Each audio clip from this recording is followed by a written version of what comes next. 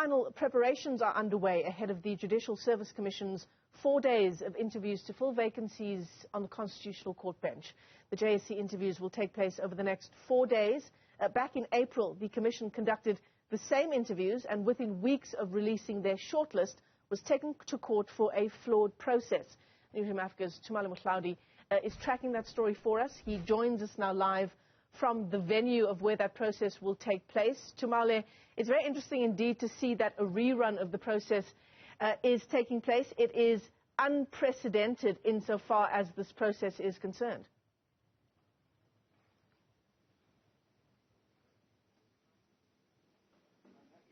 Well, absolutely, Michelle. And if you look at the number of vacancies as well that are set to be interviewed for, it certainly paints a picture of a judiciary that's either in transition or a judiciary that's really, seeping members or leaking members. We know that there have been some reports in the media that have suggested that many senior advocates are simply not interested in ascending to the bench. And you would see this in the lower divisions in terms of the magistrates' courts and the regional courts. The number of positions to be filled right across every province certainly paints a picture of a judiciary that needs to up its human resource uptake. So this is the situation, and this is what the interviews will be all about. We are told that the candidates can expect quite a stern and tough process as they are interviewed, and basically they have to explain and give reasons why they should ascend to the bench. And this is one thing that political parties, commentators, certainly South Africans should be watching very closely, because the issue of transformation of the judiciary has been something that has been debated for several years, and with the vacancies that are happening now, it certainly suggests that there's quite some work to be done, and it'll wait to be seen whether the Commission can find a suitable candidate.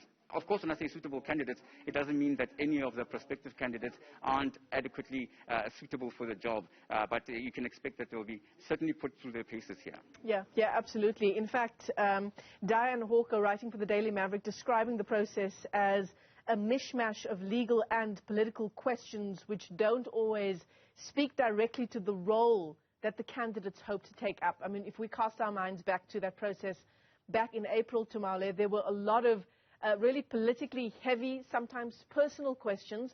Going to be interesting to see whether that changes this time around.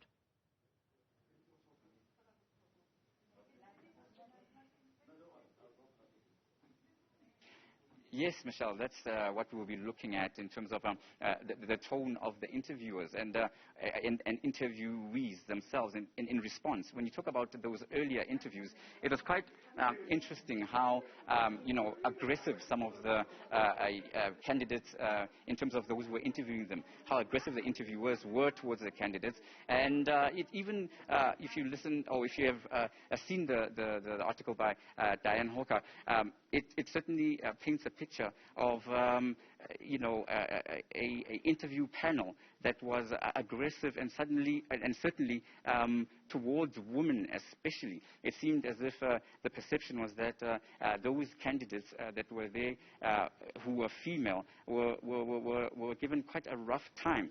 Now, it remains to be seen if this will be corrected this time around, because some of them complained bitterly, saying that some of the questions were personal in nature and were not addressing their qualifications or their competence to ascend to the bench. Already, these are people with years and years of experience and who are certainly qualified and who are senior counsels. And the issue of race, of gender, should definitely not even play a role during such important interviews.